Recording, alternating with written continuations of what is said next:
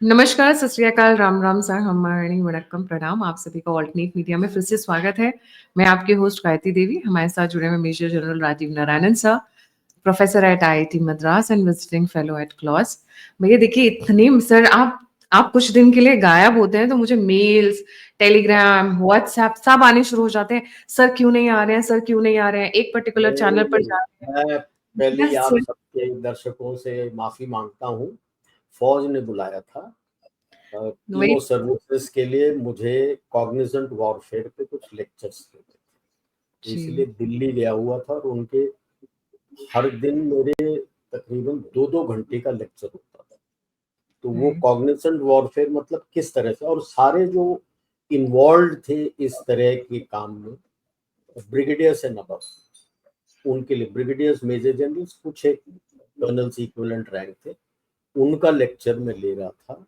मेरे साथ 2-3 और थे, तो मैं वो लेक्चर ले रहा था, तो इसीलिए उसकी तैयारी करनी थी, क्योंकि जो मैं सिखाने वाला हूँ उसके बेसिस पे वो आगे अपना तैयारी करके आगे लेके जाएंगे। तो जो हम 4-5 थे जो सिखा रहे थे, तो इसलिए तैयारी काफी करके जाना था, तो वो पूरी तैयारी करके उनको सिखाने गया था। इसीलिए क्षमा याचना भाई साहब, नहीं माफ कर सर। देना। और इज माय फर्स्ट फैमिली, तो अगर वो बुलाते हैं तो सब छोड़ के मैं चला तभी सर बोलते हैं फौज का बुलावा। दैट पर्टिकुलर लाइन कि फौज जैसे का कहते हैं बुलावा ना, है। माता ने बुलाया है। मान तो में वही फौज वैष्णो देवी का गाना माता फौज ने ने बुलाया। बुलाया, जी फौज जी बुलाएगा तो मैं तो जो काम कर रहा हूँ, चाहे कितना इंपॉर्टेंट हो, सब छोड़ के चला जाऊंगा, क्योंकि आज ये सब जहां भी हूँ होना जो भी हूँ वो होना भी यही बिकॉज होना ऑफ भी फौज, वही। That is. जी। एंड ये भी है कि सर अभी जो काम कर रहे हैं that is very very important with respect to safety and security of Bharat. अब फीडबैक हमारे आर्म फोर्सेस में बहुत सारा फीडबैक मैकेनिज्म जाता है from very very senior officers, because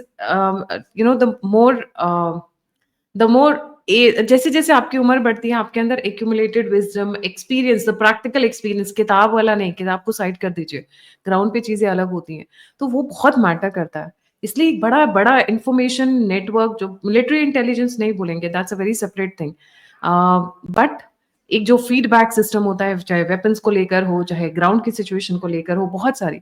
तो Rajiv sir is a part of that, और बहुत सारे हमारे जो गेस्ट आते हैं they are part of that. तो इसीलिए कभी कभी गायब हो जाते हैं, तो मतलब जैसे ही गायब होते हैं तो लोगों को लगता है सर कहाँ गायब हो गए, आए क्यों नहीं सर। तो मैं अभी से ही बता दे रही हूँ, नेक्स्ट टाइम जब सर गायब होंगे तो ये रीजन रहेगा, सो बी प्रिपेयर्ड। जी sir, very warm welcome. Trump G7 छोड़कर भागे भागे दौड़े दौड़े पहुंच गए वापस अमेरिका। मैंने सुना था कि वो अपॉइंटमेंट मांग रहे थे मोदी जी की टीम से। ट्रम्प की team was asking for appointment. उस पे कुछ बात पक्की भी नहीं हो रही थी, मतलब थोड़ा सा टर्न डाउन कर दिया था जो उन्होंने ऑपरेशन सिंदूर में अपने ट्रेड वाले तेवर दिखाए थे। और तो एक सेटबैक वो, दूसरा शायद इजराइल से नेतन्याहू का फोन आया, कुछ तो हुआ जो ये भागे भागे पहुंचे। Over to you sir. नहीं, वो बात तो है। इफ ट्रम्प थिंक्स आफ्टर जितना नौटंकी उसने किया है, उसके बाद मोदी जी उससे इमीडिएटली बात कर लेंगे, बात नहीं होती उसका ट्रेड डील भी कहीं नहीं जा रहा। It's up gum tree. अब वो कहने के लिए तो ठीक है, टेक इट और लीव इट, जुलाई तक का डेडलाइन है, बट होने वाला है नहीं अगर वो सोच रहा है, क्योंकि आज की तारीख में यूएस उस जगह नहीं है जहां पे लेट 90s अर्ली 2000 में था। तब आप यूनिपोलर वर्ल्ड थे, ग्लोबल कॉप का काम करते थे, और वही ग्लोबल कॉप का काम आपने इतना ज्यादा बढ़ा दिया कि आपके इकोनॉमी की वाट लग गई और आपके पास कुछ नहीं बचा। अभी ब्रॉडली हुआ ये है कि नेतन्याहू उसकी बात नहीं मान रहा।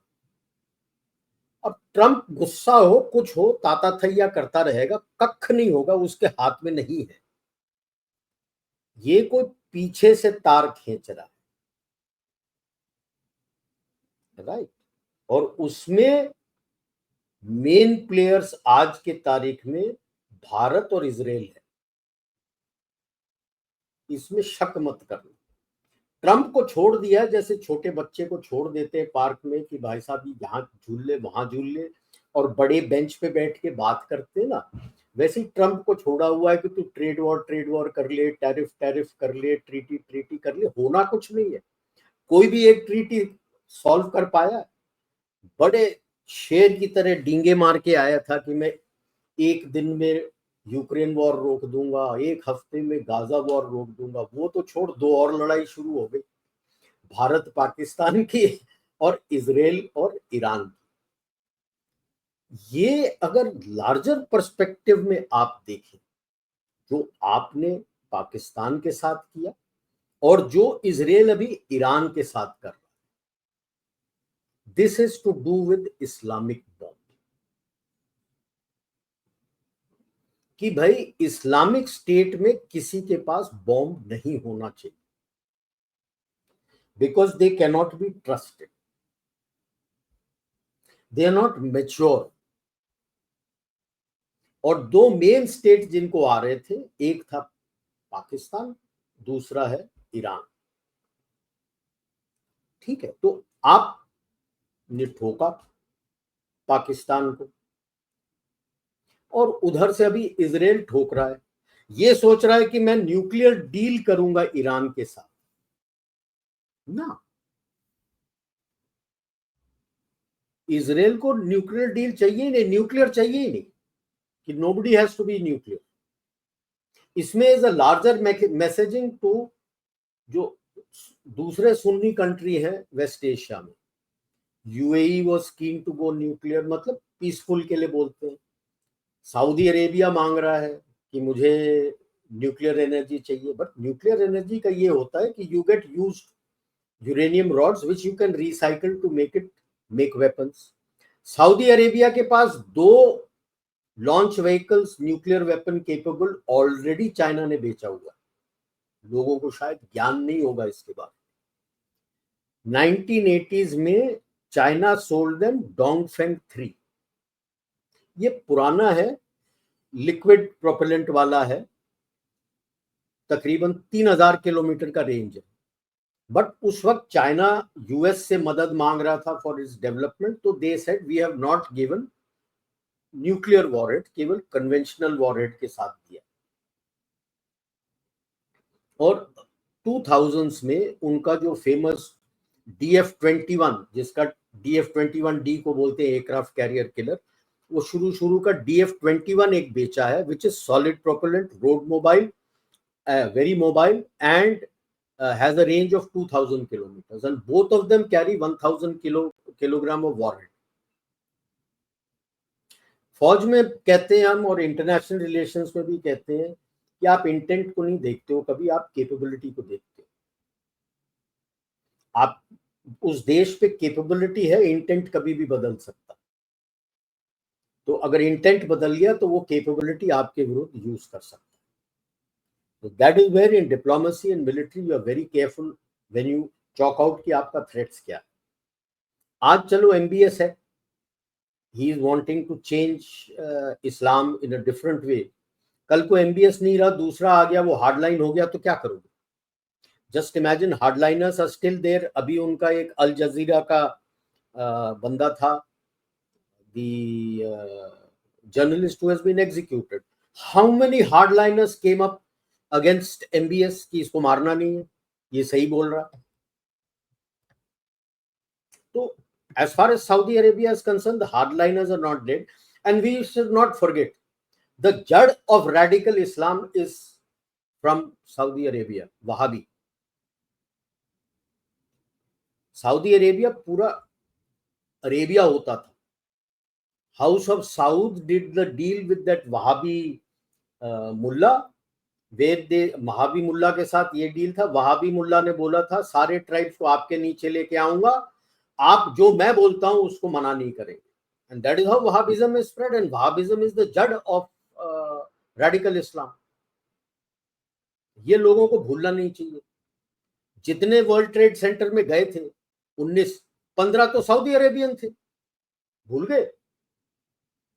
कभी मत भूलो, those who forget history suffer in the future. कभी मत भूलो। आज सऊदी अरेबिया आपके साथ है क्योंकि आपकी जरूरत है, लेकिन आज के पहले कभी आपका साथ दिया कश्मीर में, OIC में? So always remember, it is national interests which are important. आपको चाहिए, वो आपको लिए रिफाइनरी बना के दे रहा है, बट डोंट गो गंग हो कि हा हा हा ये सब ठीक है। दो उसके पास nuclear capable land missile capability है, F-16 भी है विच आर न्यूक्लियर केपेबल। अगर वॉरहेड आ गया उसके पास या मिसाइल आ गया आपके पास, वो हो जाता है हार्ड लाइन, फिर क्या होता है? Today he is with Israel, tomorrow he goes against Israel, he can hit Israel, he can hit you. तो ये है रीसेट बटन जो चल रहा है। और नेतन्याहू इज वेरी ओपन कि पहले इजराइल को ठोकेंगे, उसके बाद पाकिस्तान को। 1-2 साल पहले का उसका वीडियो अभी दोबारा वायरल हो रहा है। जब पाकिस्तान के लिए आएगा तब शायद अपना ऑप सिंदूर 2 शुरू हो जाएगा। अभी इसलिए भागा है ट्रंप, क्यों भागा? पूरा इजराइल ने तेहरान के इर्द गिर्द पूरा ठोकना शुरू कर दिया। They have asked to withdraw। आपकी पहुंच देख लो, अभी सब रो के पूछ रहे ना कौन बात कराएगा, कौन बात कराएगा। One call and they've given a land corridor for exit for all our people। Take your mind back to Ukraine-Russia war। One call, land corridor was given to evacuate your students। यहाँ से हमारे students भी हैं, हमने काफी शिया वाले वहां पे गए थे। आई थिंक करबला के पास उनका राइन्स है ईरान में। One call, they're getting a corridor from Iran to Armenia, and then from there they will take a flight. And then from there they'll come। They're getting a corridor। ये है आपकी ताकत, जो ये गधे बोलते हैं कि डिप्लोमेसी फेल हो गया, डिप्लोमेसी फेल हो गया। They don't realize what diplomacy is all about। कभी डिप्लोमेसी तो अब रो रहे हैं ये कांग्रेस वालों को, तो आग लगी हुई है सब तरफ से कि आप साइप्रस चले गए हो, क्रोएशिया जा रहे हो आप। साइप्रस तो सीधे उसको है जहां पे बोला है illegal occupation against the UN charter. जो नॉर्थ साइप्रस डॉटेड है, that is illegal occupation of Turkey. आप तो बोल के आ रहे हो इलीगल ऑक्यूपेशन। ग्रीस और साइप्रस को तो आप हथियार देने को तैयार हो। अब ग्रीस और साइप्रस पे आपने हथियार दे दिया, आपका ब्रह्मोस दे दिया, आकाश दे दिया, सब दे दिया, तो उसकी तो वाट लग गई। एंटी ड्रोन सिस्टम भी दे दोगे आप, तो उसकी तो वाट लग गई टर्की की। वैसे ही फक्कड़ हो रहा है देश। Turkey is collapsing, there is nothing left in Turkey. Tourism आपका बंद हो गया, अब रो रहा है। टूरिस्ट वाले वहां पे रो रहे हैं, जो टूरिज्म चलाते हैं इंडिया को, भीख मांग रहे कि आ जाओ। घंटा कौन जाएगा? अंग्रेजी में कहावत है, as you sow so you reap. Pakistan, Iran, Turkey को अभी पता लग रहा है क्या हो रहा है, उसके बाद कतर की बारी आई।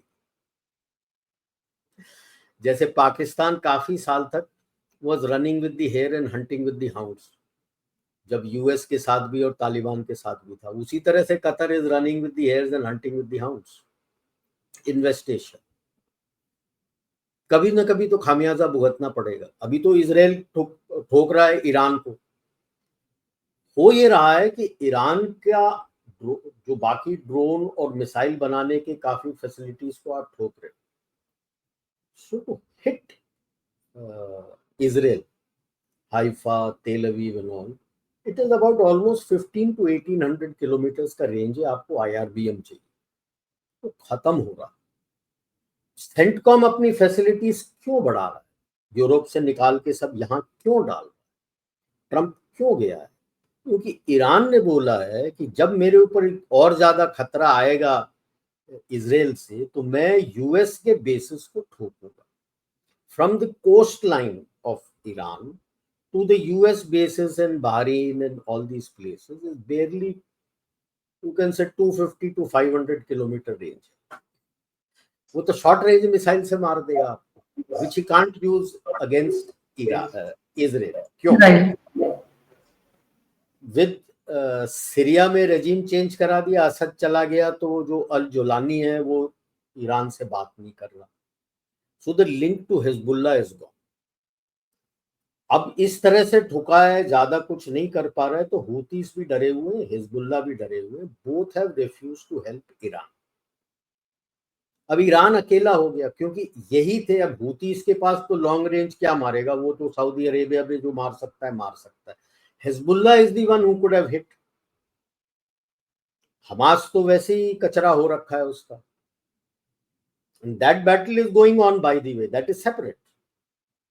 ईरान के साथ जो हो रहा है वो सेपरेट है, because it is aerial battle, long range aerial battle, and Israel has total air dominance on Iran. मुझे लगता है ये मोसाद और यूक्रेन वाले साथ मिलके, मोसाद का प्लान था, जिस तरह से यूक्रेन ने अपने ड्रोन्स रशिया के अंदर भेजे थे, वो कह रहा था 1.5 साल से प्लानिंग चल रहा था और रशिया के अंदर से मारा है। Yes, communication through satellite link was long range from Ukraine west of Dnieper, but drones तो शॉर्ट रेंज थे, टारगेट्स के पास लगाए थे, एंड तो 40-41 नहीं, अबाउट 10 से 13 उनके जो स्ट्रेटेजिक बॉम्बर्स थे वो डिस्ट्रॉय हुए। यहां पे जितने भी उनके मिसाइल एयर डिफेंस के लोकेशन थे, रडार्स थे, उनके मिसाइल्स थे, मिसाइल जहां बनाते थे, स्पेसिफिकली उनके जो हायरार्की था मिलिट्री का, न्यूक्लियर साइंटिस्ट का, वो अंदर से ठोके, अंदर से ठुके। जैसे वो उसको मारा था ना अपने हमास के लीडर को, हानिये को, वीवीआईपी गेस्ट हाउस अंदर कमरे में था, और उसी कमरे की खिड़की के थ्रू हिट करके उसको उड़ाया था। उसी तरह से इनको उड़ाया गया सब। इनफैक्ट ईरान की नजर तो पाकिस्तान पे है ऑन 2 इश्यूज। पाकिस्तान भी अभी दोगलापन करता है, उनको मैसेज देता है कि शायद कुछ होने वाला है, और अपने जहाज फ्लाई किया था along the border with Iran to ELINT and SIGINT वाला, to give intelligence via US to Israel. Okay, दूसरा जो खेत मार्शल घूम रहा है, वो उनके चीफ ऑफ जो डिफेंस स्टाफ थे ईरान के, जिसको उड़ाया था, उसको एक घड़ी गिफ्ट की थी। और अब उस शक आ रहा है कि इस घड़ी में एक बीकन था, जिस बीकन से उनको पता लगा कि ये बंदा किस कमरे में, किस घर के अंदर, किस कमरे में सो रहा, और उससे ठोका। तो अब दोगलापन भी निकल के आ रहा है पाकिस्तान का। Pakistan is trying to play a double game, क्योंकि चीन से तो कुछ मिल नहीं रहा है, चीन में तो वैसे ही कचरा हो रखा है सब तरफ से।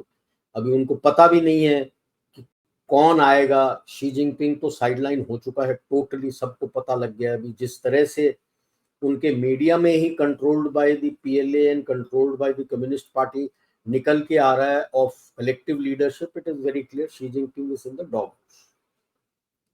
क्या होना है क्या नहीं होना है वो अलग बात है। हाँ, अब काफी निकल के आ रहा है कि उसके हार्ट अटैक हो गए, ये हो गया, वो हो गया। भाई साहब, हार्ट अटैक, तीसरा हार्ट अटैक जब होता है बंदा टैम हो जाता है, that is what is medically cleared. इसको तो 2-3 पता नहीं कितने हार्ट अटैक आप चला लोगे यार। ये मतलब वही होता है ना कि मंसूर मियाँ गए थे शिकार खेलने, तो बोला था कि 50 फुट लंबा शेर मारा था, तो लोगों उसके नौकर खांसा कि बोला था कि जब मैं फेंकूं तो खांस देना, तो उसने खांस दिया। तो उसने बोला नहीं, जब तक नजदीक पहुंचा तो लगा था वो 40 फुट का है। फिर खांसा, फिर कहा नहीं लगा 30 फुट का है। फिर खांसा, फिर कहता मापा तो पता लगा 25 फुट का। फिर खापा तो खांसा, तो कहता है यार अब क्या करूं, नाप भी लिया मैंने। तो वही हालत है इनका, फेंक रहे भाई, कितना हार्ट अटैक झेलेगा, किसको उल्लू बना रहे हो।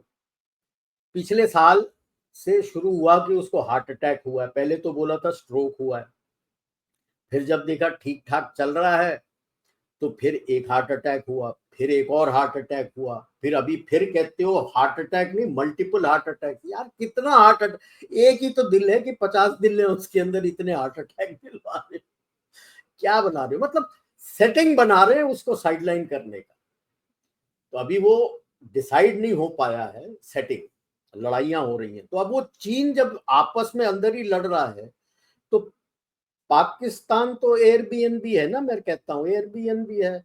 और कर्नल रायना उनको हीरा मंडी बोलते हैं कि हाईएस्ट बिडर के पास चली जाती है। वो तो पहले चीन के पास गई थी, अब तो यूएस के बिस्तर में बैठी है। और उसको डर भी लग रहा है कि यूएस इसराइल को सपोर्ट कर रहा है, और इसराइल ने तो बोल दिया मैं तो ठोकूंगा पाकिस्तान, उसके पास कोई भी न्यूक्लियर बताया तो मैं ठोकूंगा।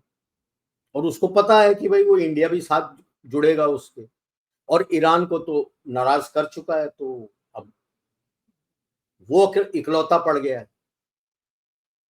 तो चीन क्या आपको घेरेगा? आप तो घेर रहे हो सब तरफ से, चीन को भी घेर रखा है आपने, पाकिस्तान भी घिर गया है, और ईरान कहां जाए अभी? पाकिस्तान और ईरान में लोग कहते हैं कि इन्होंने किस तरह से ठोका, वैसे ठोकना चाहिए था, ये करना चाहिए था। अभी नेतन्याहू कह रहा है कि नहीं मैं खमेनी को मारूंगा। भाई खमेनी तो अभी तक अंडरग्राउंड जा चुका है, उसको मारना तो अंडरग्राउंड में, अगर आपके पास mother of all bombs US देता है, आपके जहाज पे आ नहीं सकता वो mother of all bombs, right? आपके जहाज में मदर ऑफ ऑल बॉम्ब्स नहीं आएगा, वो यूएस के जहाज में ही आ सकता है। और यूएस वो फ्लीट रखा हुआ बाई दी वहां पे है। तो अब ये जो लास्ट स्टेटमेंट है, विल नॉट एस्केलेट, इसका मैं थोड़ा और कंपेयर करके बताता हूं बिटवीन ईरान एंड पाकिस्तान। कि लोग कई अभी ट्विटर में सब तरफ की वो देखो कर दिया, हमने नहीं किया, क्यों नहीं किया?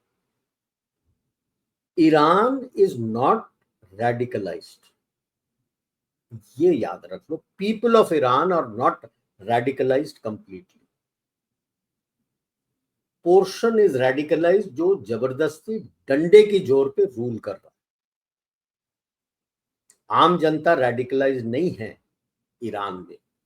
तो जब आप ये रेडिकल्स को उखाड़ के फेंकते हो, तो जो आम जनता को आप ताकत देते हो कि अगले 3-4 साल में इनको उखाड़ के फेंक दोगे आप।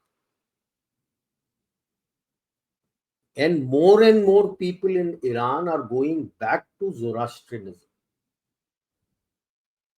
कोई बुद्धिज्म जा रहा है, कोई हिंदू जा रहा है, but more and more are going back to their ancient roots of Zoroastrianism, converting back.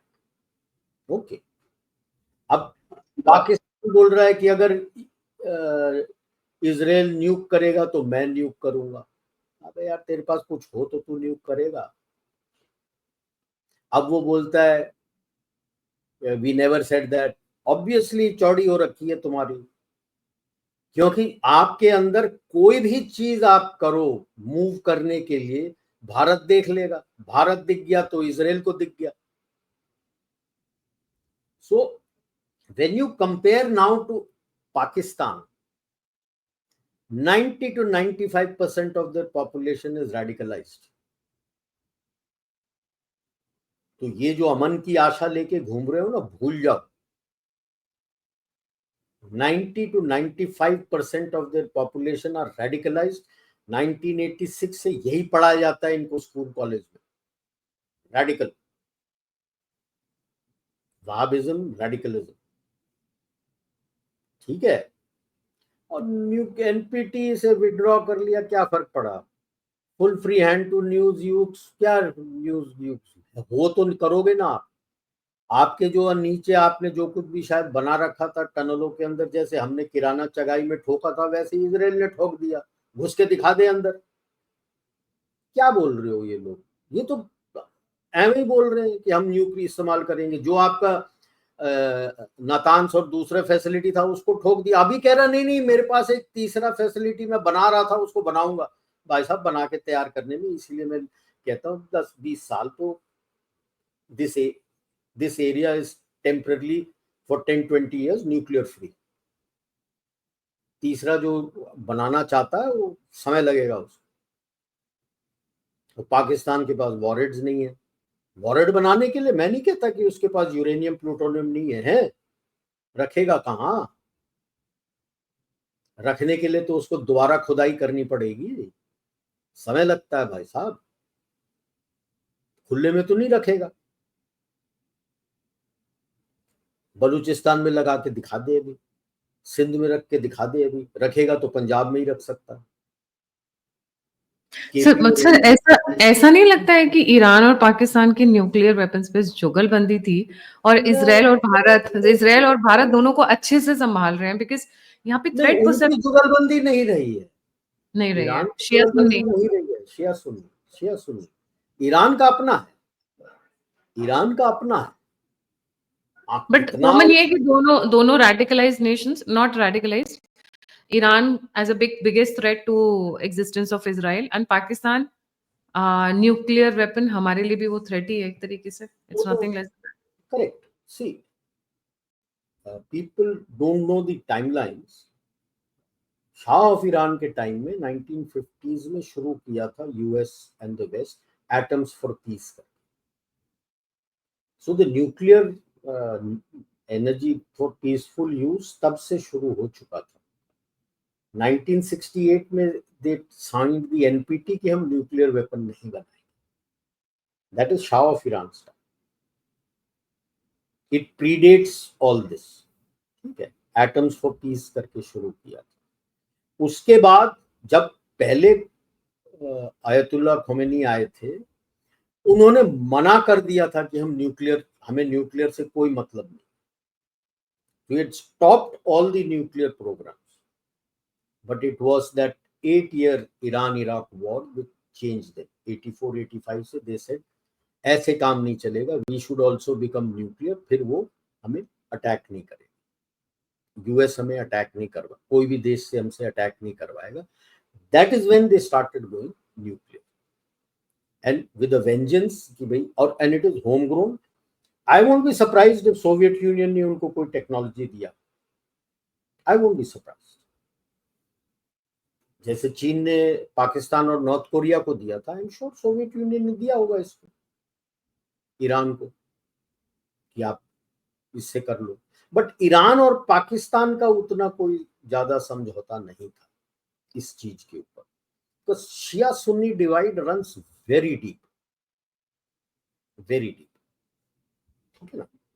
But yes, दोनों bomb is being looked at as a bomb with radical Islamic countries, which is a no-no।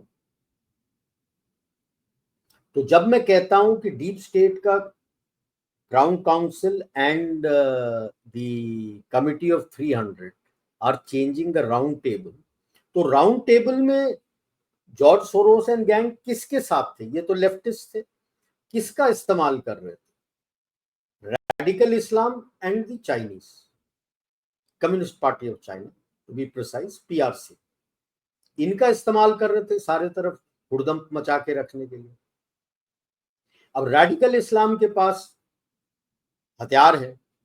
अगर आप change करना चाहते हो अपना round table, तो सबसे पहले अगर push comes to shove, radical Islam किस चीज का थ्रेट देगा? जैसे पाकिस्तान हमको थ्रेट देता रहता है, न्यूक्लियर, एटॉमिक बम। इसीलिए वो बार बार कहते हैं ना कि ये इस्लामिक बॉम्ब है। They don't even call it nuclear bomb, they said Islamic bomb. The reason they call it is because when they went nuclear, the funding was given by most, like Saudi Arabia, UAE, bulk of it was given by Saudi Arabia, the funding for it. So Saudi Arabia always says he has a lane on Pakistan's bombs. Okay, if he has a lane in Pakistan data, he already has two types of missiles on which he can use to fire this nuclear capable weapons। तो जब आप सारा nuclear, अगर आपने round table को sort out करना है और अपने जो लेफ्टिस्ट को सॉर्ट आउट करना है, तो आप क्या करोगे? आप अपना पूरा इस्लामिस्ट का न्यूक्लियर बॉम्ब सॉर्ट आउट कर दोगे। और अंदर तो चाइना में ऑलरेडी हुड़दंग हो रखा है। I am sure they must have also instigated all these things with in the Communist Party of China, क्योंकि जिस तरह से ये ऑटोक्रेटिक हो रखा था अपना शी जिनपिंग, उसने तो कई फैक्शनबाजी कर दिए थे, तो इनको और कुछ नहीं करना था, वो फैक्शनबाजी को थोड़ा, जो कॉग्निसेंट वॉरफेयर में बोलता हूँ, उसको हवा दे दो, हो गया, पूरा हुड़दंग हो गया पाक पीआरसी में। अब पीआरसी बाहर देखेगा कि अंदर देखेगा? अभी अगर आप फर्ज कर लो, ट्रम्प बोलता है, इनका ट्रेड रिप्रेजेंटेटिव बोलता है कि मैंने ट्रेड डील करना है, किसके साथ करोगे भाई? आप शी के साथ करोगे, आपको पता ही नहीं कि कल को शी नहीं रहेगा तो वो तो फाड़ के फेंक देंगे, बोलेंगे दोबारा आओ। So PRC is getting sorted out from inside. You sort out कि they don't have the nuclear weapon, automatically leftist अकेला हो जाता है। और बाकी सब दिखाने के लिए अब आप देखो किस तरह से Trump has been told to get after the illegals in blue states. उसने तो ओपन चैलेंज दे रखा है, एलए में तो डिप्लॉय हो गया, कर्फ्यू लग गया,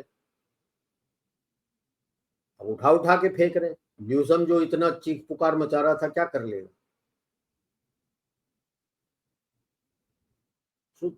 but at the same time उन्होंने यूएस को भी लेसन सिखाना है। क्राउन काउंसिल में, crown council bulk is in Europe, bulk is in Europe, control वहां से था, हालांकि वो डावाडोल हो रहा है, कोई पावर इतने जल्दी देना नहीं चाहता। तो now you have an open fight going on between Trump and his MNCs. एक एक करके बड़े एमएनसीज छोड़ के निकलना चाहते हैं because of the tariff war, बगैर सोचे समझे। अब वो बोल रहे हाँ हाँ देखो ट्रम्प ने इतना कर दिया, हमने नहीं किया। बैकलैश देखो क्या हो। उसका बिगेस्ट एग्रीकल्चर इंप्लीमेंट का कंपनी हमारे यहाँ भी है, जॉन डियर के ट्रैक्टर्स, 200 साल पुराना है, दुकान बंद कर दी है, मेक्सिको चला गया, कर दिए, दुकान बंद होगी, मेक्सिको से बना रहा है। कोका कोला निकल के जा रहा है, Amazon is shifting to UAE, Boeing wants to come to India। Boeing India पे आ रहा है तो इंडिया कह रहा है जो चाइना में सारा बनता है सब बंद करके यहां बनाओ। I won't be surprise the part which failed might have been made in of अपना AI-171 and all the other aircraft का काफी का आ रहा है कि they had to turn back, सारे 787 है might have been made in China। He has a sizable plant in China जहां पे पार्ट्स बन के आते हैं, तो यू विल सी वो सारा कुछ यहाँ ले आओ। यूएस का क्या होगा? दुकानें बंद हो रही हैं यार, जॉब्स खत्म हो रहा है, टैरिफ वॉर इतना बढ़ गया है कि वॉलमार्ट, मेसीज, ये तो अपनी दुकानें बंद कर रहे हैं। It's not cost effective. हर जी। एक 10-15 हजार लोग सड़क पे आ रहे हैं।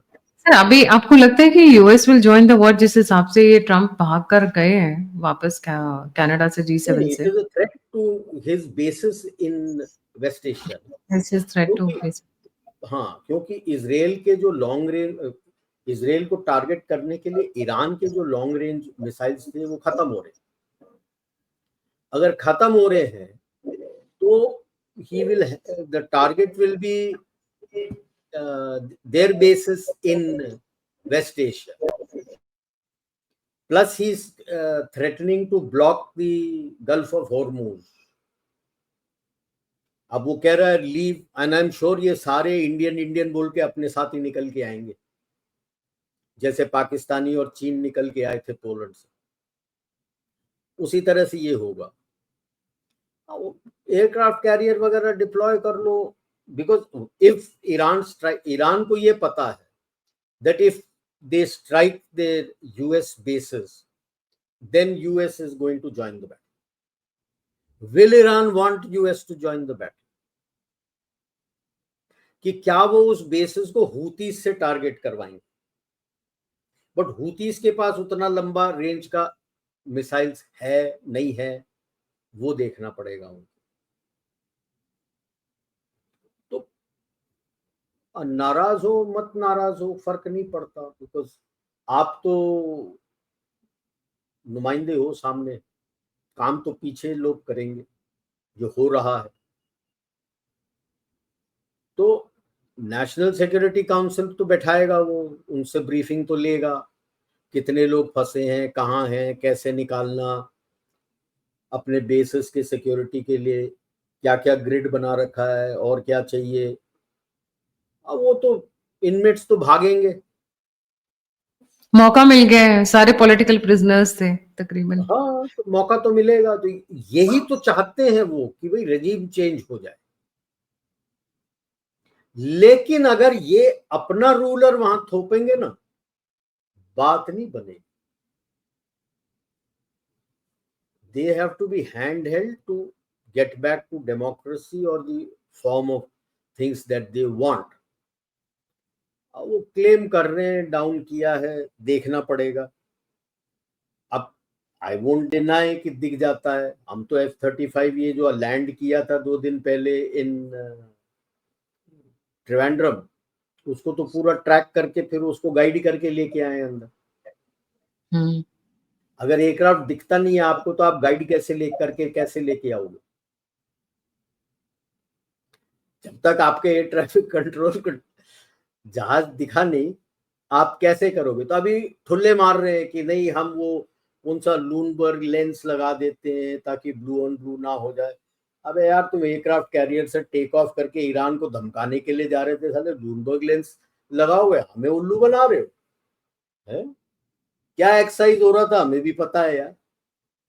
एंड जस्ट इमेजिन, तेल खत्म हो गया, फ्यूल खत्म हो गया। अरे एक्सरसाइज करने आए हो, क्रिकेट खेलने आए हो? एयर टू एयर रिफ्यूलर भी ना कोई नाम की चीज होती है यार। ऐसे कैसे कि तुम्हारा फ्यूल खत्म हो गया कि एयरक्राफ्ट कैरियर नहीं पहुंच सके, आप मेरे पास आ रहे हो क्योंकि आप डिटेक्ट हो गए और इसलिए हम गाइड करके लेके आए आपको कि ऐसे आओ, वेलकम। ऐसे यहां से निकलो। जी। कभी-कभी ऐसा नहीं लगता सब कॉमेडी चल रही हो कुछ एक पार्ट्स ऑफ द बिल्कुल वर्ल्ड बिल्कुल में? बिल्कुल नहीं। एक अब पाकिस्तान में चल रही होती थी और एक कई बार यूएस में भी देखने को मिलती है मुझे। तो इन सबका ना, they still think that India is of the 20th century, 50s 60s का कख नहीं पता उनको कि बोइंग क्यों शिफ्ट कर रहा है यहाँ पे, करना चाहता है। उसका पूरा supply chain and his complete marketing का AI enabled coding and software Bharat बना के देता है।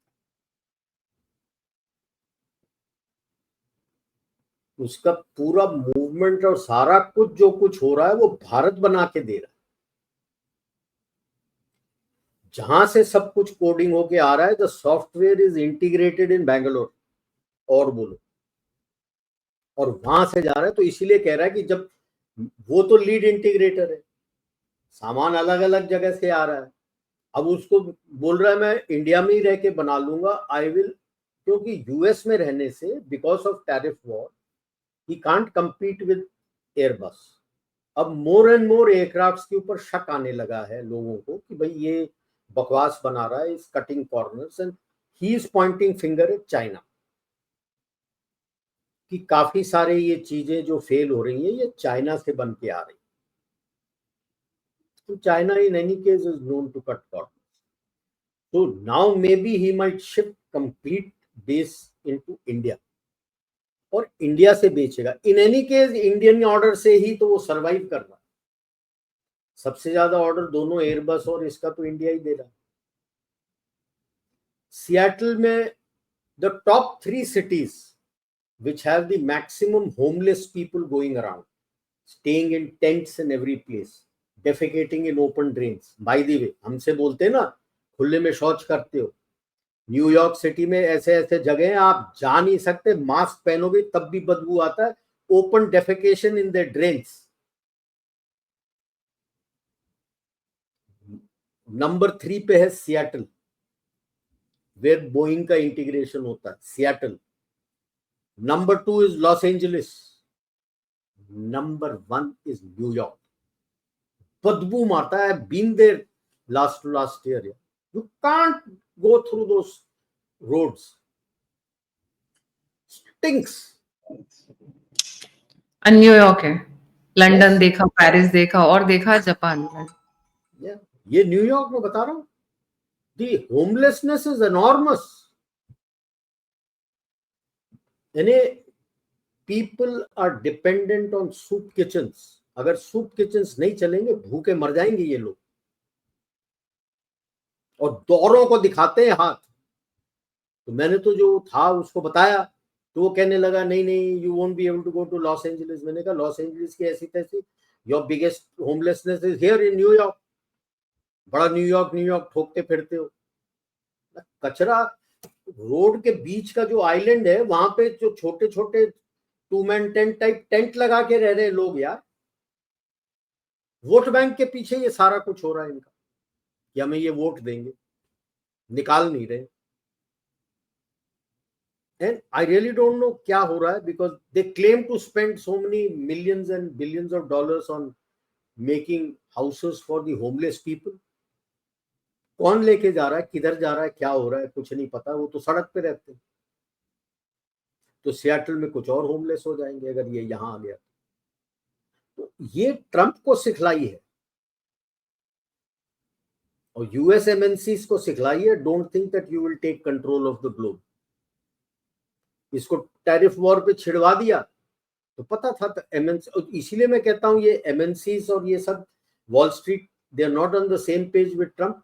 ट्रंप के साथ टैरिफ टैरिफ करते रहो, बाकी बैक चैनल बातचीत सारे एमएनसी से करके ले आओ, भारत में ले आओ, जितनों को खींच सकते हो ले आओ। मेक इन इंडिया हो जाएगा, फिर उसके बाद आप आत्मनिर्भर हो जाओगे। और पाकिस्तान तो डरा घूम रहा है, ईरान हाँ, डरा उनके घूम रहा है। ख्वाजा जी ने, उनके जो डिफेंस मिनिस्टर है ख्वाजा, हाँ, असेंबली में खड़े होकर, ख्वाजा आसिफ असेंबली में खड़े होकर जोर जोर से कह रहे हैं पूरे इस्लामिक कंट्रीज को यूनाइट होना चाहिए। इजराइल के बाद पाकिस्तान को ठोके, ईरान के बाद पाकिस्तान को ठोकेगा Israel. And there is a video. पता क्या है जो और ठोकना है, हम तो ठोक चुके पूरा। इंटरेस्टिंग चीज है, वो जितना डरेंगे अच्छी बात है, क्योंकि ये डर अच्छा है जो इन लोगों के अंदर डर आया हुआ है। जब तक ये डरते रहेंगे काम करना थोड़ा मुश्किल हो रहा है, क्योंकि अभी ये ऑप सिंदूर ने पाकिस्तान के साथ एक अलग रेड लाइन कर दी। कहीं आपने किया तो आप फिर ठुकोगे, बिकॉज ईएम ने तो क्लियर बोल दिया जब वहां पे ईयू में कह रहे थे India Pakistan, he says no no no, we have nothing to do with Pakistan, it is India terroristan, India versus terroristan। when you say that, as he said, perception clear हो जाता है कि it is India which is fighting terror, not Pakistan। so it is not Pakistan but terroristan। ये तो EM ने EU के platform में खड़े होके बोल दिया उनको, and they couldn't say anything। तो पाकिस्तान को पता है कि his days are numbered, और इन एनी केस आईडब्ल्यूटी से पानी बंद कर दिया तो his days are numbered। 80 to 90%, 80% 90%, उनके पार्लियामेंट में 90% बोलते हैं, मैं 80% बोल रहा हूँ। सो 80 to 90% इज एग्रेरियन, उसको पानी चाहिए। पानी खत्म हो गया तो क्या होगा? जो अभी बिल्डरबर्ग कॉन्फ्रेंस हुआ है उसमें one of the major points for discussion was depopulation and migration. जब पाकिस्तान डिपॉपुलेट होकर माइग्रेट करेगा, किधर भेजना है उसको? अभी से समझ लेना है ना कि जाना कहाँ है। मैं तो कहता हूँ यमन भेज दो, सऊदी अरेबिया वगैरह तो लेंगे नहीं इनको। यमन भेज दो और बोलो आप शॉर्ट लड़ते रहो हुतीज के साथ, आपस में लड़ते रहो। एक चीज बड़ी इंटरेस्टिंग नजर आ रही है इस वक्त, इजराइल और Bharat, they are leading the world. Is obviously Iran भी हो गया, पाकिस्तान भी हो गया। ऐसा लग रहा है जैसे जैसे वेट कर रहे थे इजरायलीज की, इन लोगों का सीज फायर हो तो हम धमाके शुरू करें ईरान की तरफ, कुछ वैसी सी फीलिंग आ रही थी। या सी, आपका जब चल रहा था तो इजराइल, यूएस ने ईरान को 60 दिन की नोटिस दी थी, तो हो सकता है बातचीत हुई होगी। ठीक है यार, तूने पूरा ठोक दिया, उसका सब कुछ खत्म हो गया, वो तो घुटने पे आ गया है, पैंट उसकी आगे से गीली पीछे से पीली हो चुकी है, थोड़ा उसको सूखने दे, पीछे से गीली हुई है, तब तक हम ईरान को सॉर्ट आउट करते हैं, उसके बाद फिर शुरू हो जाना तुम दोनों। फिर उसके बाद पीओके वगैरह की बात करना, तब तक बहुत मैटर ठंडा हो चुका होगा। तुर्की, तब तक टर्की भी संभल चुका होगा काफी हद तक।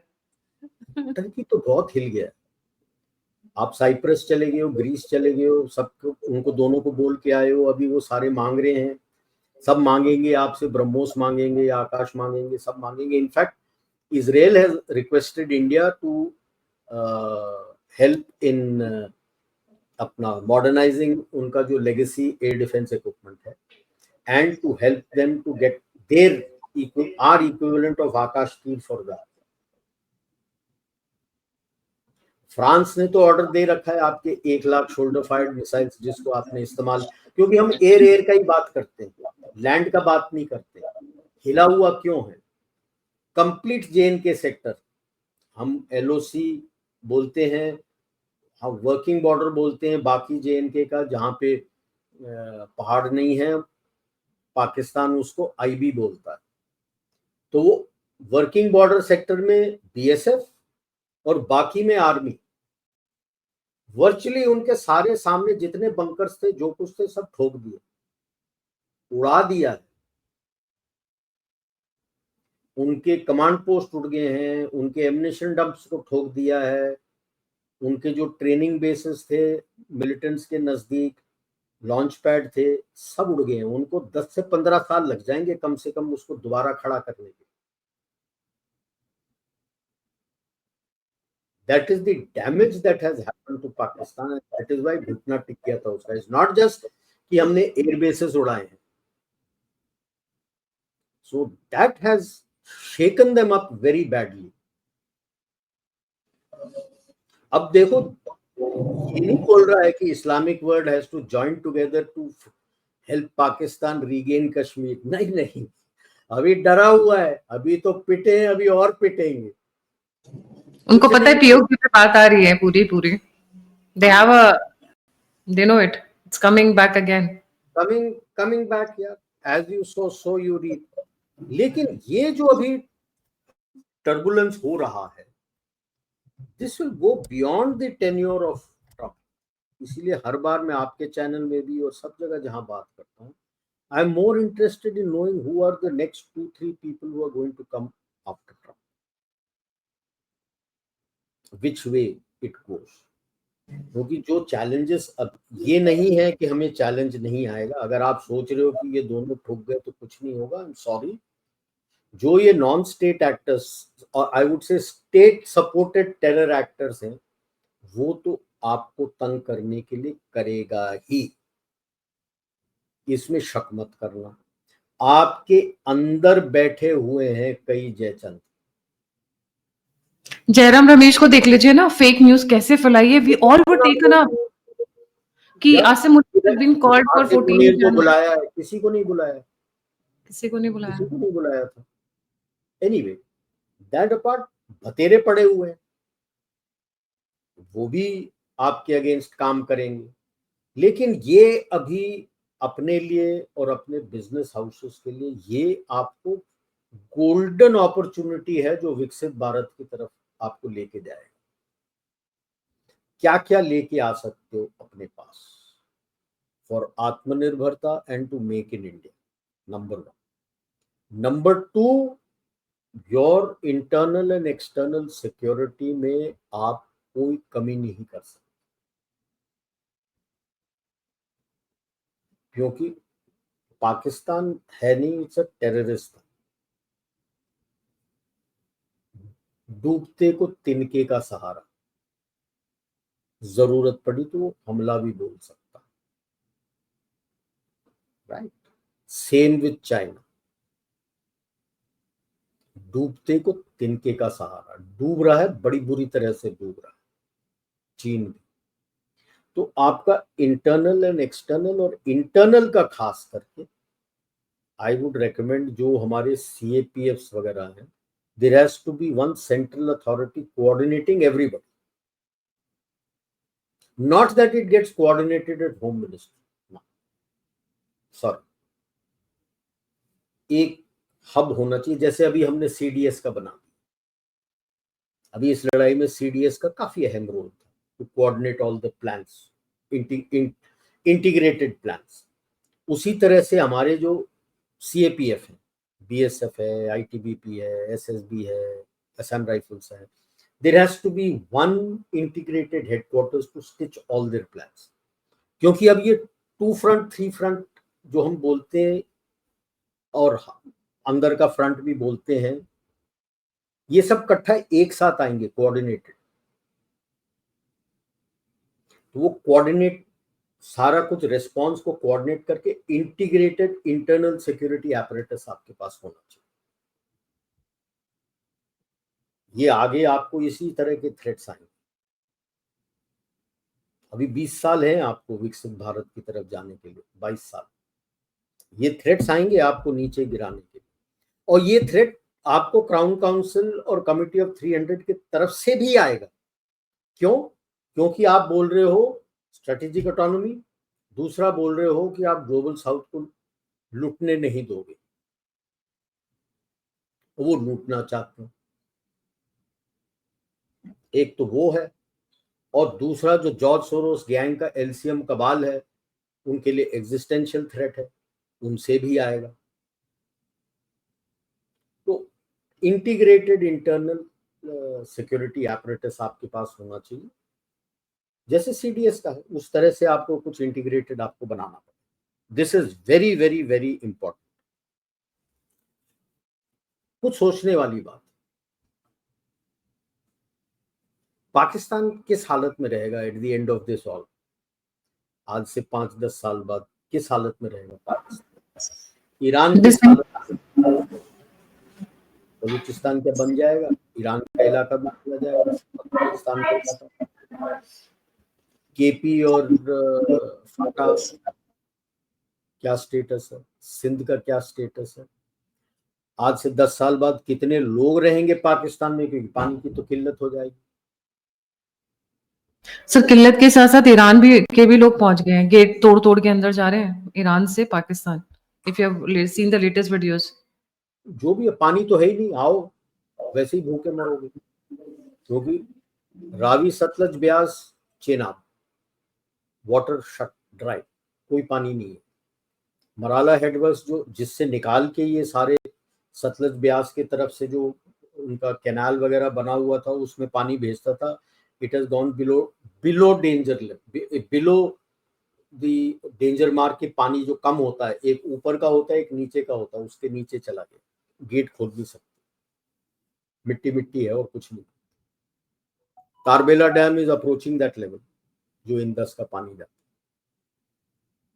आज से 3 साल बाद आपको इंदस में झेलम से भी पानी नहीं जाएगा, और Modi ji is already making canals.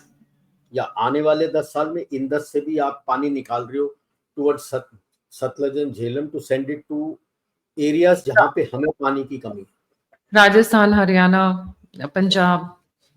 तो आपके इंदस में भी पानी नहीं रहेगा। दूसरे साइड काबुल के ऊपर अभी आप काबुल रिवर के ऊपर भारत बना के दे रहा 12वां डैम, उनके ट्रिब्यूटरीज और सब मिला के, तो काबुल का पानी भी अंदर नहीं आएगा। कहाँ जाओगे? पाकिस्तानियों ने सोचा भी है कहाँ जाओगे, इसीलिए पूछ रहा हूँ 10 साल बाद क्या बचेगा Pakistan. Middle east will be entirely in chaos। Iran, Iraq, Syria, हाँ, अपना इराक में पाकिस्तान। तो नहीं होगा। Iran if they are successful then they might have some sort of stability की डेमोक्रेटिक टाइप आ जाए, बट डेमोक्रेसी कभी रहा नहीं है ईरान में। शाह, रिटर्न ऑफ जब शाह। आया था तो उसके प्राइम मिनिस्टर को तो मार दिया सीआईए ने, because he was leaning towards Soviet union. तो शाह ऑफ ईरान तो दे डोंट इवन लाइक। उसका डिसेंडेंट तो he can forget it, he can live his life peacefully in Paris, they don't want. They are looking more towards democracy. Because they look at India and other countries where, like Indonesia is also a Muslim country. तो वो देखते हैं कि यार democracy is a better way. Yes, it's not a perfect way, but it's a much better way than the way they have been living. Whether under Shah के नीचे रहे हों या खोमेनी के नीचे रहे हों, अंतर तो कुछ भी नहीं था। अंतर केवल यही था कि शाह के इसमें आप कोई भी कपड़े पहन के कैसे भी घूम सकते थे, कर सकते थे, लेकिन if you spoke against the Shah, you and your family disappear. लोग ये जानते नहीं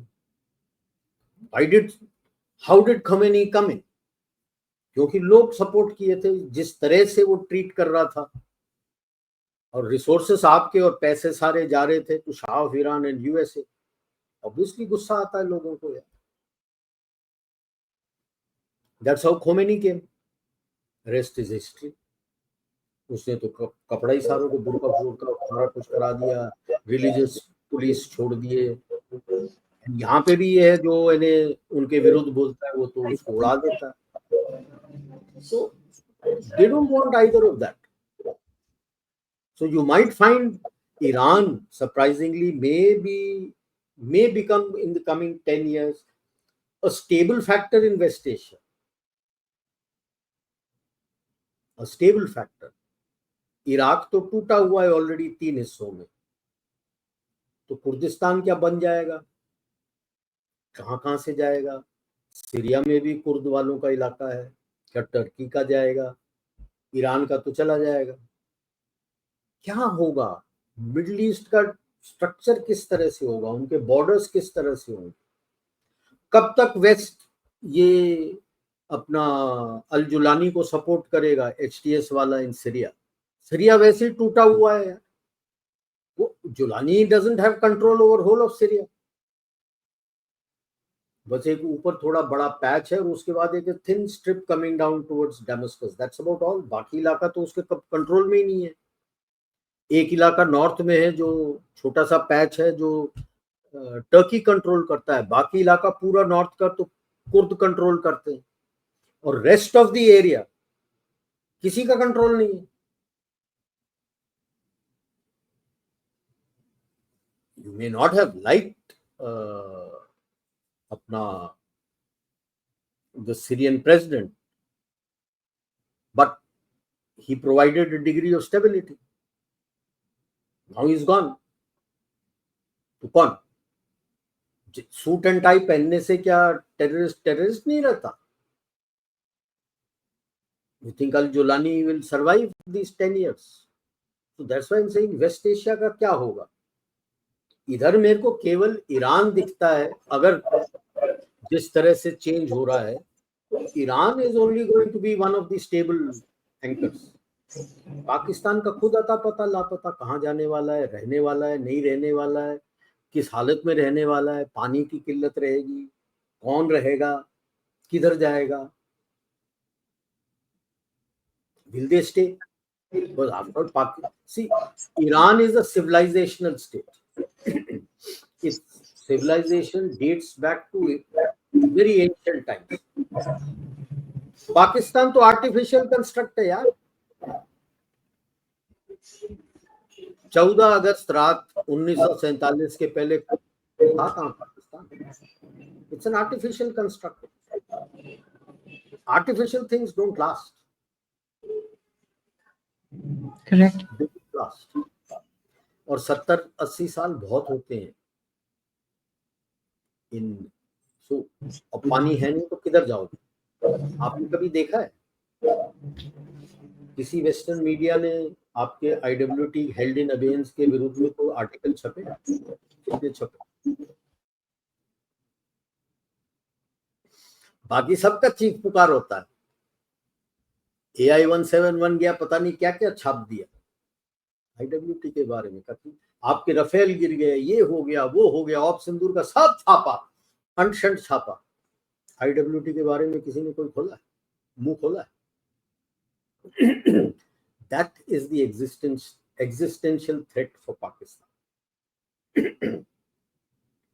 तो पाकिस्तान ने अभी तक समझा नहीं है, उसको इतनी अकल नहीं। अभी तक तो रबी क्रॉप सो हो जाना चाहिए था, मेरे को लगता नहीं है सब तरफ बो पाए। सब तरफ बुआई हुई है, क्योंकि सराइकी इलाके में तो हो ही नहीं सकता, पानी नहीं है। हुआ हो तो पंजाब में थोड़ा बहुत हो गया हो तो हो गया, दैट्स अबाउट ऑल।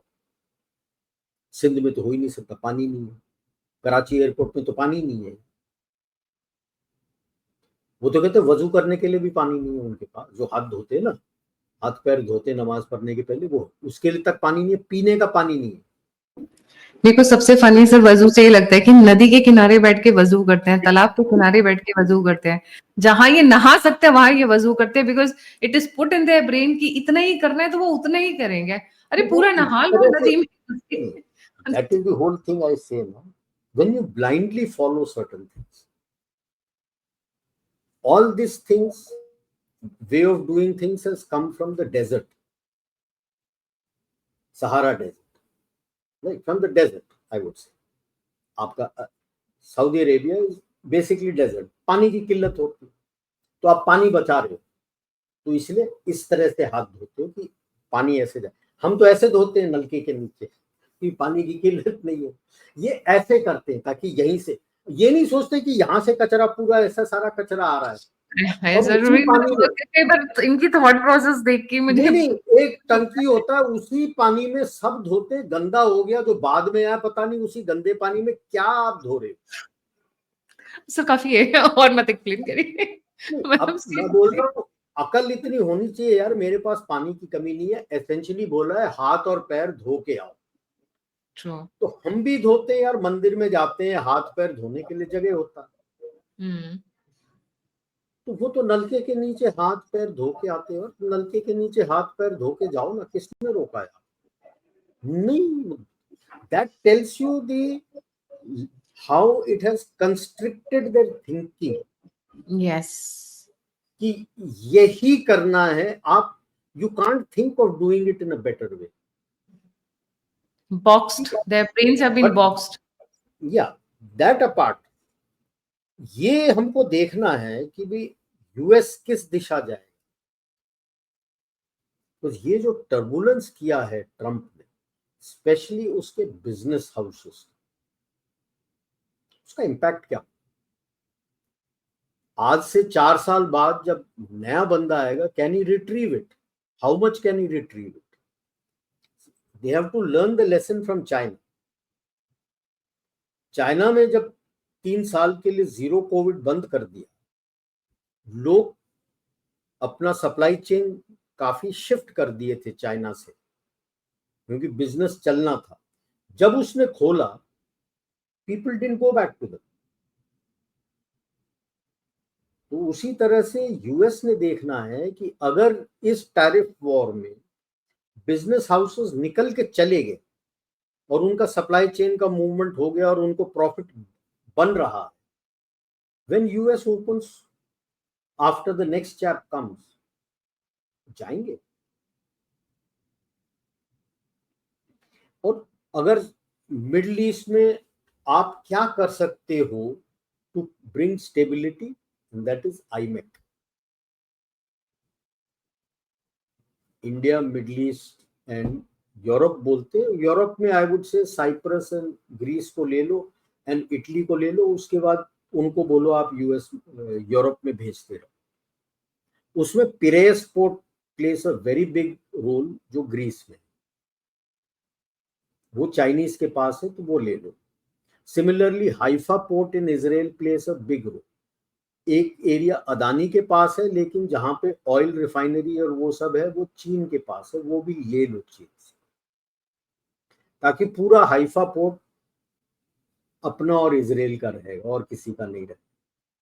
तो वहां से आप इजराइल के थ्रू भी आप भेज सकते हो टू यूरोप, फ्रांस, मार्से है, स्पेन है।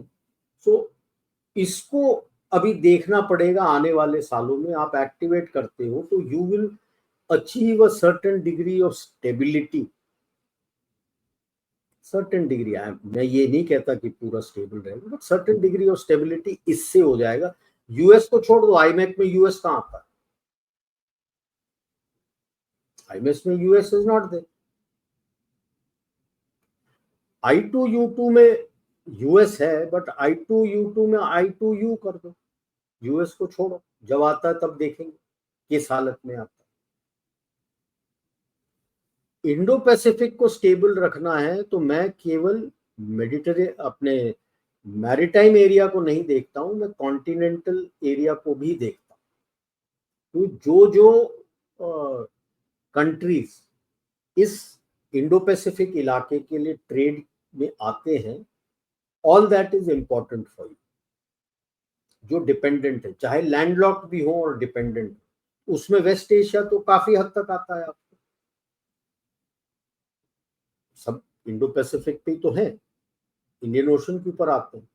तो you need a degree of stability which IMEC आप कर दोगे तो शायद हो जाए। एंड जब भी ईरान में हुड़दंग हो जाता है, I think we should extend a helping hand based on our ancient connections with Iran, कि भाई डेमोक्रेटाइजेशन के लिए हम आपको मदद कर देंगे, किस तरह से डेमोक्रेसी लाना, कॉन्स्टिट्यूशन बनाना, इतना तो हमारे बंदे नॉलेजेबल हैं, वो उनको सिखा सकते हैं ईरान को।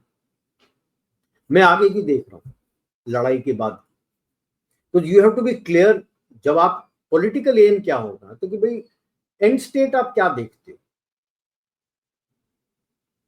पाकिस्तान का एंड स्टेट लड़ाई से आपको मिलने नहीं वाला, पानी से मिलने वाला, लेकिन ईरान का एंड स्टेट आपको इस लड़ाई के बाद मिल सकता है, जो पॉलिटिकल एम आप चाहते हो कि हार्ड लाइन चले जाए और जो बाकी उनके बंदे हैं जो मॉडरेट हैं बेसिकली वो आ जाए, और वो वैसे भी ज़ोरास्ट्रियनिज्म की तरफ शिफ्ट करना चाहते हैं। And we have quite a lot of Parsis also with us who have contributed so much to India's economic development. तो you can raise a helping hand कि डेमोक्रेटाइजेशन के लिए हम मदद कर सकते हैं। तो ये देखना है, पिटने तो वाला है ईरान, उसमें कोई शक नहीं, और उसने जैसे ही छेड़ा यूएस को, इट्स अ डेथ नेल, पिटेगा बुरी तरह से। तो यूएस ने बूट्स नहीं डालना, उनके बूट्स तो देख लिए जो परेड में दिखा दिए थे।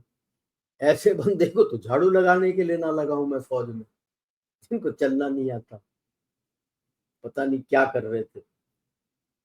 यानी ये फौज देखो 250th anniversary and his birthday करके उसने किया था, with the 250th anniversary of the फौज, गॉड ब्लेस दिस फौज। अगर इस तरह की फौज है तो चलना नहीं आता, स्लाउचिंग, टोपियां पता नहीं किधर किधर है, क्या कर रहे हैं। It was a shocking parade, but उसने तो अपने जहाजों से मारना है। So we have also to be aware कि एंड स्टेट में हम क्या करना चाहते हैं। चलो आज से 15 साल बाद, 20 साल बाद पाकिस्तान में पानी नहीं है, बंदे चले गए, आप क्या करना चाहते हो, कितना इलाका रखना चाहते हो, किसको भेजोगे, पानी तो आप फिर छोड़ना शुरू कर दोगे, क्या क्या करोगे, what would be the economics of doing all those things. आपको वो एंड स्टेट अभी से प्लान करना है, क्योंकि 20 साल बाद, विकसित भारत के बाद, तो ये मौका है आपको खींच के लाके अपने विकसित भारत की ओर अग्रसर करने का। और एंड में शायद ये हो जाए, अभी तक तो हम बोल रहे हैं आप धरा हो और फलक्रम हो ना, you become the main hub around which the new global order comes. तो ये एक काफी, आई वुड से, ये जो टर्बुलेंस हो रहा है, ये टर्बुलेंस का फायदा आप उठा सकते हो। अगर ये चांस आपने छोड़ दिया तो ऐसा चांस आपको मिलेगा, गॉड सेंड ऑप्शन आपको कि आप अपने आप को सुदृढ़ बना लो, plus you can do things too. And ऐसे चांस मतलब आसानी से नहीं आते, मिलेनियम बिकॉज में द आसानी से। Moment you reach out to Iran also कि भाई डेमोक्रेटाइजेशन के लिए मैं हेल्प करूंगा, आईमेक को भी आप प्रोग्रेस कर देते हो, that means you get a big footprint इन्वेस्टेशन। तो आपका अपना बिजनेस अंदर आप आत्मनिर्भरता और मेक इन इंडिया भी कर सकते हो, plus you get a good footprint on West Asia, and you could also look at sorting out problems in Yemen at a future date and Sudan, Libya, टूटा पड़ा है लिबिया, दो हिस्सों में बटा हुआ है, राइट। वो फ्यूचर है। ये सब आप कर सकते हो, बशर्ते आप ये अपॉर्चुनिटी को लो। तो वो 25-30 साल आगे है, अभी आपको ये मौका मिल रहा है बिजनेस को लाने का, आईमेक को रीच आउट करने का, एंड अगर वहां पे ईरान में सरकार ओवरथ्रो हो जाती है तो पब्लिक को रीच आउट करने के लिए कि डेमोक्रेटाइजेशन में हम मदद कर सकते हैं। यही तो इंटरेस्टिंग टाइम्स कम है। Interesting and very interesting times. And मैं बस प्रार्थना करूंगी महादेव से कि थोड़ा एक्स्ट्रा टाइम मिल जाए हमें बीच में, so that we can keep covering the topics. And yes, it's demanding times because not only Rajiv sir, I know बहुत सारे लोग हैं इस वक्त जो एकदम बैक टू, लोगों को अंदाजा नहीं होगा कहने के लिए सीज फायर है, पर जो इतना ऑपरेशन सिंदूर में काम हो रहा था उससे डबल स्पीड ट्रिपल स्पीड पे काम बैकग्राउंड में हो रहा है। So everybody is occupied, everybody is playing there part. हम अपनी तरफ से इंफॉर्मेशन वॉरफेयर में लगे हुए हैं, राजीव सर दोनों साइड पे है, उधर उधर जो है ना बुलावा आया है और इधर information warfare at the same time. And it is very very demanding times, interesting times and very very demanding times. So thank you so much sir for joining. जाने से पहले सभी viewers से request है, please don't forget to like, subscribe and share the alternate media. 48% of the people who watch the videos don't subscribe. It's very hurting because it takes lot of efforts, lot of preparation, lot of studies to come and present. And ये लड़ाई का मुद्दा है तो subscribe तो सबसे छोटी सी बात है, मतलब हम इंफॉर्मेशन वॉरफेयर में जा रहे हैं और कंजूसी सब्सक्राइब करने की हो रही है, बताइए, right? So go ahead, like, subscribe and share. और अगर आप कंट्रीब्यूट करना चाहते हैं तो यूपीआई नंबर स्क्रीन के ऊपर है। आप फीडबैक देना चाहते हैं, सर से कोई रिक्वेस्ट करना चाहते हैं शो के लिए, सभी नंबर सभी लिंक्स डिस्क्रिप्शन बॉक्स में। इसी के साथ जय हिंद, जय श्री राम, हर हर महादेव, जय भारत। जय भारत सर।